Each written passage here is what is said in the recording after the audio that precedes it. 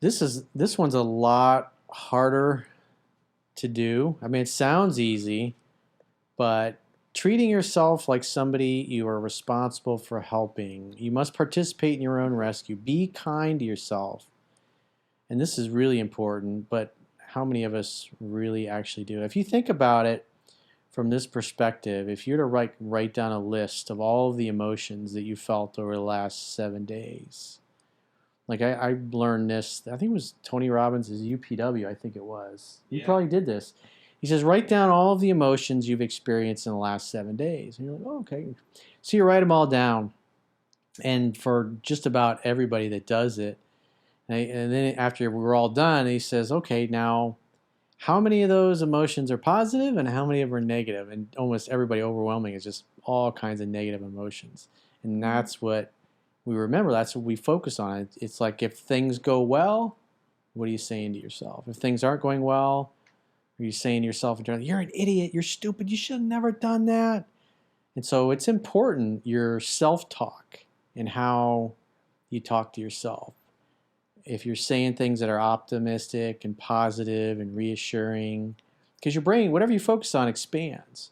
So if you're focusing on positive things, your brain tends to look for more things and reasons to be positive and optimistic. But like most of us, you're like, how could you do that? That was stupid. How'd you forget to not do this? How did you not forget to close the garage? Or I can't believe you put enough gas in the car and now you're running out of gas on the side of the road. Or why didn't you ask that girl out? Or you dummy, you should have said that. Or you say something and it's like, if you think about how do you really talk to yourself and about yourself, it's super important to be kind, to be nice to yourself, because again, whatever you focus on expands.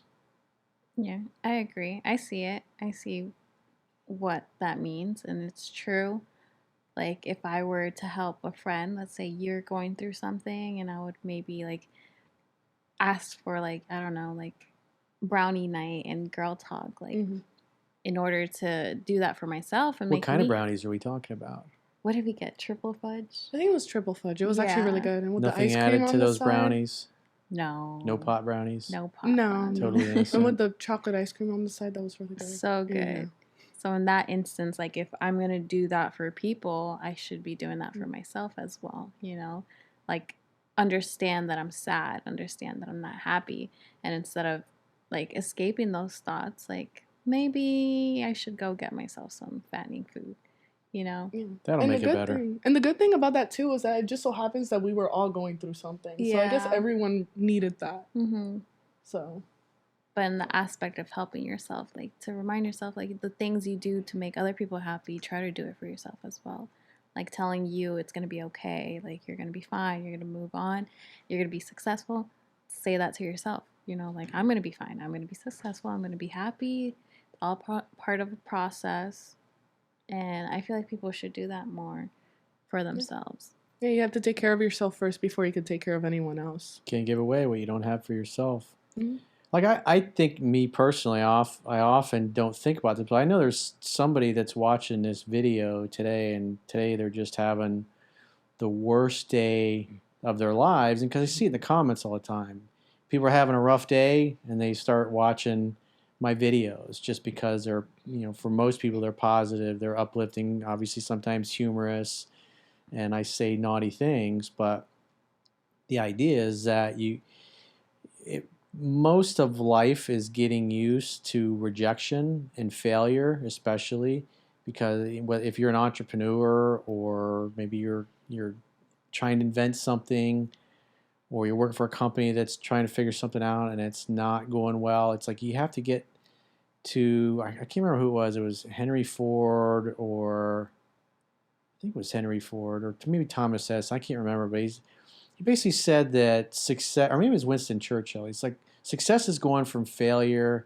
to failure without any loss of enthusiasm and being excited. And that's what, I talk a lot about, like when it comes to setting goals. You have to have an emotionally compelling reason why you want to accomplish those goals. Because you're going to have a lot of days that aren't whether you're struggling in college and you're thinking, man, I got another 2 years of this shit, or I got my gotta get my master's degree after this. You're thinking about all the classes you gotta take and all the hours, and you're not doing well in a particular class. You're thinking, man, if I don't pass this, it doesn't matter what I do in all these other classes. I'm not gonna get my degree. And you have to get good at dealing with things that don't go your way. And because that's, life is just a series of problems and circumstances and things you're trying to get over or get around or get away from, or to get from where you are to where you want to be. You gotta give yourself permission to fail. You gotta give yourself, if you're failing 99 out of 100 times, like, a lot of guys get discouraged, or people in relationships, they just had a breakup or whatever. And so what if you have to ask out 200 people or 300 or 500, or, you encounter 500 different human beings, or you're swiping on a dating app. It's like all you need is one good person to date, one good person to be a good friend, and that can completely change everything for the better. But it's like you got to find a way to get through the day, because inaction breeds fear and doubt, but taking action breeds confidence and courage. And a lot of people, when they start having failures and it doesn't go well, it's like people do more to avoid pain than they do to gain pleasure. And so if something doesn't feel good, if success is meaning, if you want to become successful at something, that means you got to become okay with a lot of failure until you ultimately get there. It's like having something a big vision, something that you're trying to create, something you want to experience, might be several years down the road, might be a decade, maybe it's 2 decades down the road that it's going to take to do what you really want to do. It's like, in the present moment, right now, today, when you're struggling, you have to find a way to put one foot in front of the other. And, one of the things I always say is, what must I do today before I lay my head down in my bed at night and go to sleep? What's got to get done no matter what? And just focusing on that, focusing on those little tasks, and losing yourself in being productive at those essential tasks for that day. You get 15, 20 minutes, a half hour into it, and then you just completely lose yourself in it. And you completely forget that you were mad, that you were upset, that you were depressed, or that just an hour ago it felt totally hopeless. But now you feel kind of inspired because you've lost yourself in the process of taking action and trying to better your situation, trying to make a little bit of incremental progress. And I've always found that when you're, just like Dale Carnegie said, inaction breeds fear and doubt, but taking action breeds confidence and courage. And so if you're having if you're totally full of fear and you're doubting yourself, you're doubting your future, lose yourself in taking some kind of action, doing something positive that's going to help move your life forward, or help move you a little closer to accomplishing a small goal, or maybe even a really big goal. Because it's like when you just get busy doing that, and then the day passes, and then you get home that night, you're going to feel good about yourself because you were so busy the whole day. You're going to think about, I got so much done today. I got so much accomplished. Versus just sitting on your ass worrying about things. What if this happens? What if that doesn't happen? Thinking about, I didn't do anything today. Yeah. I feel worse. Yeah. And the thing with that is that you need to have patience as well. You could be saying, oh, I'm never going to find someone, or I'm never going to get that job. And little do you know, it just, at least with me, what has happened was that I would get that kind of discouragement. And then next day comes by, or a few weeks from now, whatever, it all just comes rushing into my face all at once. It's happened to me. Well, it just happened recently. A couple weeks ago, we did a struggle session with you. Oh, yeah. And Jen was here. And then all of a sudden, you were it's upset. Whoa.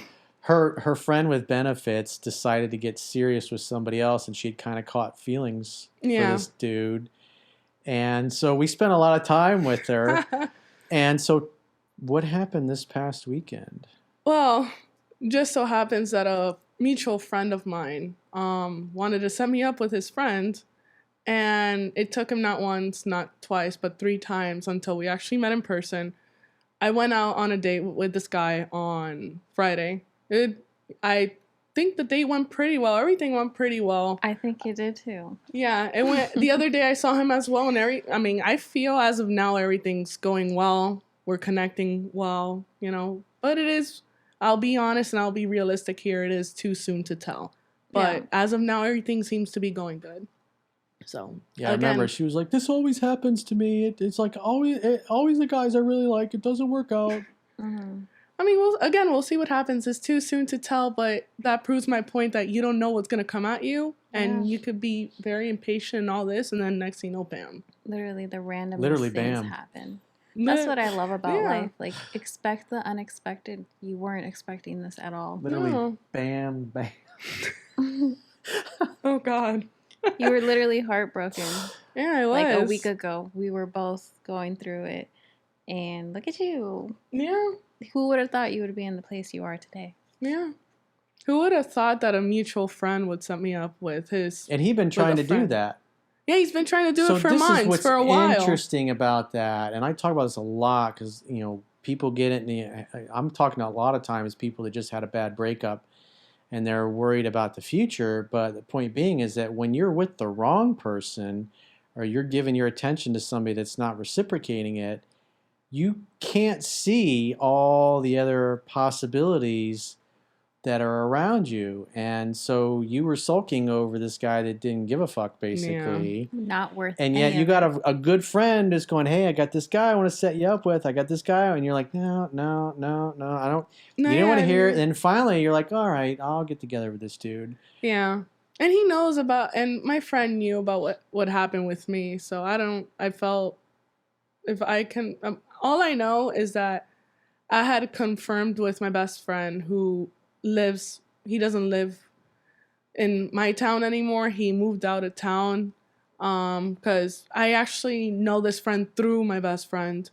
And I had asked him one time if he had talked to him recently, and apparently he did. And I had told him, "Hey, I think your friend is setting me up with his friend." He's like, "Yeah, he's been doing that this whole time." So I feel that he did it out of good intention because he knew what was going on. And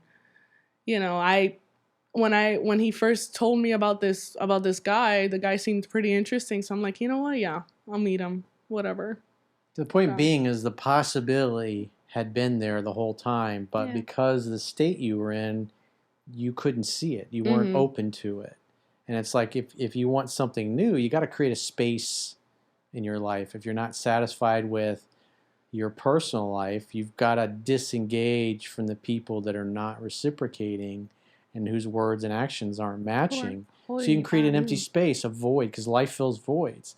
So in your case, there was no void because your focus was on somebody that wasn't reciprocating. And so therefore you were totally closed off to any other possibilities. Yeah. But, just whatever happened, you became open to it. And then, boom, you got right back up on that horse. Yeah, but even if that wasn't the case, like if that didn't happen, I still think that it's important to work on yourself in the meantime too. I know that sounds very cliche, easier said than done. In my case, after the whole issue that I had with this other guy, I've been doing nothing but drowning myself in work. And usually, that's usually a good thing and a bad thing. Good thing because it keeps me distracted. Bad thing because I do need my time for myself. But even if that's the case, you're being productive though. Yeah. So whether or not that was the case, if it was in the case of, no one's around in my life, you have to work on yourself. 100%. But in this case, it's not like you've been out here looking for it. It just Yeah. came to you naturally. Yeah, it kind of got. It was there all along. You were just closed off to it. You're like, no, Yeah. no, I got this other guy I'm focused I mean, I was on. her. It happens to. You need that to most time. of us. Yeah. Every closed door One opens. door closes, another one opens. Yeah. Not another one, several. I feel like that's happened to me. Like, I'll close the door like a toxic relationship. And, after closing that one, so many opportunities came in, not just in relationship-wise, but, like, with work and everything. Like, I, held myself back so much from everything. And I wasn't really pushing myself because I was so invested in that relationship. And I wasn't focusing on reality. And when I closed that door with him, so many things started coming my way. And I was like, oh my God, I should have closed that a long time ago. And that was in the time that, my TikTok started getting followers. I got 2 jobs back to back, and my apartment, I had it, and so many things were coming my way, and he was kind of like what are those things that suck on leech? your a leech? He was a parasite, I think. He was just Jennifer there. He was a referred to one of her parasite. ex-boyfriends as a parasite. He was Yes. just there, basically. He was a parasite taking up my whole life and wasting my time. Yeah. So it's super important to, again, like, you have to get rid of what doesn't work out for you. It's like we mentioned in one of the videos, you have to take care of yourself before you take care of like anyone. And when you take care of yourself, whether or not sometimes it's not easy to do the right thing, whether it be doing the right thing as in helping someone or even helping yourself, for in a sense of you have to do what's best for yourself. It really is true what you say. What you said. It's, you know, when you once you close that door, other doors open, and you kind of have to get that momentum running. So, but whatever, even if it doesn't happen right there at the moment, like none of these like things that present itself happen overnight. You kind of have to keep going regardless. It's the unexpected. Don't expect it. And that's what happened with me. I just, from that time frame with this guy, I've just been doing nothing but working.